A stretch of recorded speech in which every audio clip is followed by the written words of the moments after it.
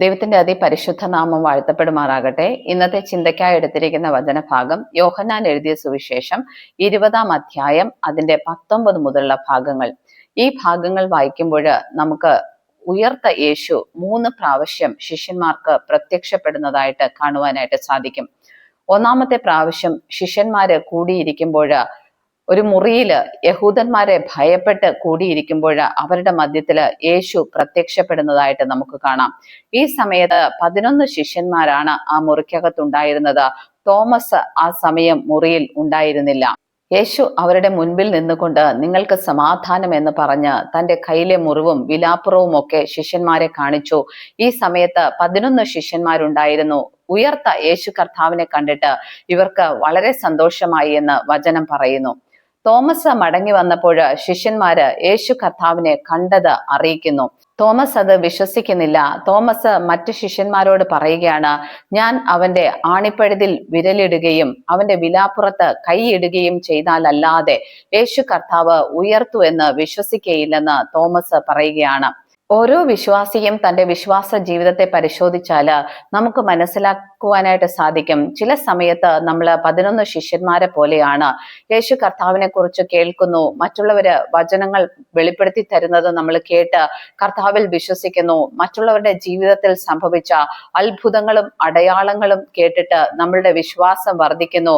അങ്ങനെ നമ്മൾ വിശ്വാസ ജീവിതം ഉറപ്പോടെ നയിക്കുന്നു. നമ്മുടെ വിശ്വാസ ജീവിതത്തെ ഒന്ന് പഠിച്ചു നോക്കിയാൽ, അതുപോലെ നമുക്ക് ചുറ്റുമുള്ള വിശ്വാസികളെ നോക്കിയാലും നമുക്ക് ഈ വിഭാഗത്തിൽപ്പെട്ട വിശ്വാസികളെ കാണുവാനായിട്ട് സാധിക്കും. 11 ശിഷ്യന്മാര് യേശുവിനെ കണ്ടതുകൊണ്ട് വിശ്വസിച്ചു. യേശു ഉയർത്തെഴുന്നേറ്റു അവരുടെ മുൻപിൽ പ്രത്യക്ഷപ്പെട്ടത് കണ്ടപ്പോൾ തന്നെ ആ ശിഷ്യന്മാര് വിശ്വസിച്ചു. നമ്മളിൽ പലരും ഇതുപോലെയാണ്.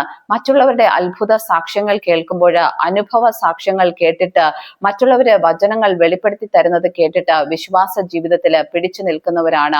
യേശു കർത്താവിൽ വിശ്വസിക്കുന്നവരാണ്. പല അത്ഭുതങ്ങളും നമ്മൾ അനുഭവിച്ചില്ലെങ്കിലും കണ്ടതുകൊണ്ട്, അല്ലെങ്കിൽ ആരെങ്കിലും പറഞ്ഞു കേട്ടിട്ട് അവരുടെ അത്ഭുതങ്ങൾ മനസ്സിലാക്കിയിട്ട് നമ്മൾ യേശു കർത്താവിനെ വിശ്വസിക്കുന്നവരാണ്. എന്നാൽ മറ്റൊരു കൂട്ടരെന്ന് പറയുന്നത് തോമസിനെ പോലെയാണ്. നമ്മളും ചിലപ്പോൾ തോമസിനെ പോലെയാണ്. നമ്മൾ വാശി പിടിക്കും, എന്റെ ജീവിതത്തിൽ യേശു കർത്താവിന്റെ അത്ഭുതം എക്സ്പീരിയൻസ് ചെയ്തെങ്കിൽ മാത്രമേ, അനുഭവിച്ചറിഞ്ഞെങ്കിൽ മാത്രമേ ഞാൻ യേശുവിൽ വിശ്വസിക്കത്തുള്ളൂ. ഒരു പ്രതിസന്ധിയിലൂടെയൊക്കെ കടന്നു പോകുമ്പോൾ യേശുവിനോട് പ്രാർത്ഥിച്ചാൽ മതി, നിന്റെ വിഷയം മാറും, അവൻ അത്ഭുതം ചെയ്യുമെന്ന് നീ വിശ്വസിച്ചാൽ മതി, നിന്റെ വിഷയത്തിൽ മാറ്റം വരും എന്ന് നമ്മൾ പറയുമ്പോൾ അവരുടെ മറുപടി എന്ന് പറയുന്നത്, അത്ഭുതം യേശു ചെയ്താല് യേശു ജീവനുള്ള ദൈവമെന്ന് വിശ്വസിക്കാം. ഇവിടെ തോമസും വാശി പിടിക്കുകയാണ്, തൊട്ട് നോക്കിയിട്ടല്ലാതെ, എക്സ്പീരിയൻസ് ചെയ്തിട്ടല്ലാതെ യേശുവിനെ വിശ്വസിക്കത്തില്ലെന്ന് തോമസും വാശി പിടിക്കുകയാണ്.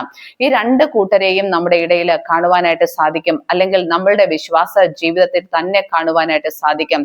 യേശുവിനെ കണ്ട് അറിഞ്ഞ് വിശ്വസിക്കുന്നവരും, യേശുവിനെ തൊട്ടറിഞ്ഞ് വിശ്വസിക്കുന്നവർ, യേശുവിനെ എക്സ്പീരിയൻസ് ചെയ്തിട്ട് മാത്രം വിശ്വസിക്കും എന്ന് വാശി പിടിക്കുന്നവർ.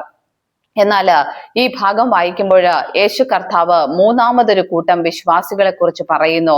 നീ കണ്ടറിഞ്ഞു, അല്ലെങ്കിൽ അനുഭവിച്ചറിഞ്ഞു, എക്സ്പീരിയൻസ് ചെയ്തിട്ട് അറിഞ്ഞു. എന്നാൽ മൂന്നാമതൊരു കൂട്ടരെ കുറിച്ച് യേശു പറയുകയാണ്, കാണാതെ വിശ്വസിച്ചവർ ഭാഗ്യവാന്മാർ.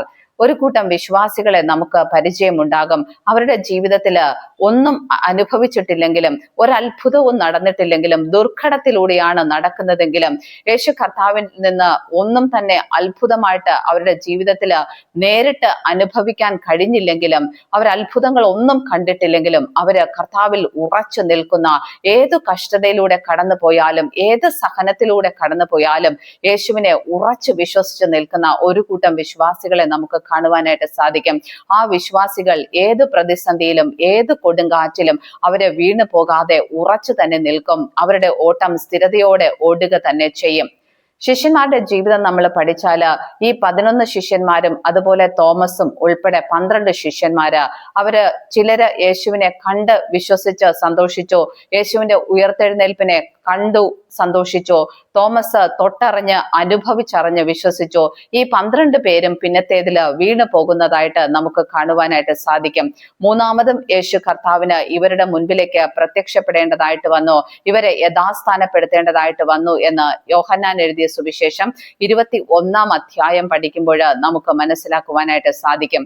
എന്നാൽ കാണാതെ വിശ്വസിക്കുന്ന വിശ്വാസികൾ അവര് വീണു പോകത്തില്ല. ഏത് പ്രതിസന്ധിയിലും, ഏത് നിരാശയിലും, ഏത് ഡ്രൈനസിലും, ഏത് വരൾച്ചയുടെ അനുഭവത്തിലും, ഏത് മരുഭൂമിയുടെ അനുഭവത്തിലും, ഏത് തിരമാലയിലും അവര് വീഴാതെ ഉറച്ചു തന്നെ നിൽക്കും. അതുകൊണ്ട് തന്നെ നമുക്ക് നമ്മുടെ വിശ്വാസ ജീവിതത്തിൽ കർത്താവിന്റെ അത്ഭുതങ്ങൾ കണ്ടാലും കണ്ടില്ലെങ്കിലും, അനുഭവ സാക്ഷ്യങ്ങൾ കേട്ടാലും കേട്ടില്ലെങ്കിലും, ഈ ജീവനുള്ള ദൈവത്തെ ഉറച്ച് വിശ്വസിക്കാം. ഈ ജീവന്റെ വചനങ്ങളെ ഉറച്ച് വിശ്വസിക്കാം. ഏത് ദുർഘടങ്ങളിലൂടെ കടന്നു പോകുമ്പോഴും അത്ഭുതങ്ങൾ കണ്ടാലും കണ്ടില്ലെങ്കിലും കാണാതെ വിശ്വസിക്കുന്ന വിശ്വാസികളായി നിലനിൽക്കുവാനായിട്ട് ശ്രമിക്കാം. അങ്ങനെയുള്ളവര് ഉറപ്പോടെ ധൈര്യത്തോടെ തങ്ങളുടെ ഓട്ടം ഓടുകയും ഒടുവിൽ നിത്യതയില് യേശു കർത്താവിനെ മുഖാമുഖം കാണുകയും ചെയ്യുമെന്ന് വചനം പഠിക്കുമ്പോൾ നമുക്ക് മനസ്സിലാക്കുവാനായിട്ട് സാധിക്കും. അതുകൊണ്ട് പരിശുദ്ധാത്മാവിൽ നിൽക്കുവാനായിട്ട് ഒരത്ഭുതവും കണ്ടില്ലെങ്കിലും കഷ്ടതയുടെ നടുവിലും സഹനത്തിന്റെ നടുവിലും കർത്താവിനെ നമുക്ക് പിൻപറ്റാം. അതിന് ദൈവത്തിന്റെ പരിശുദ്ധാത്മാവ് നമ്മെ സഹായിക്കട്ടെ എന്ന് പ്രാർത്ഥിക്കുന്നു.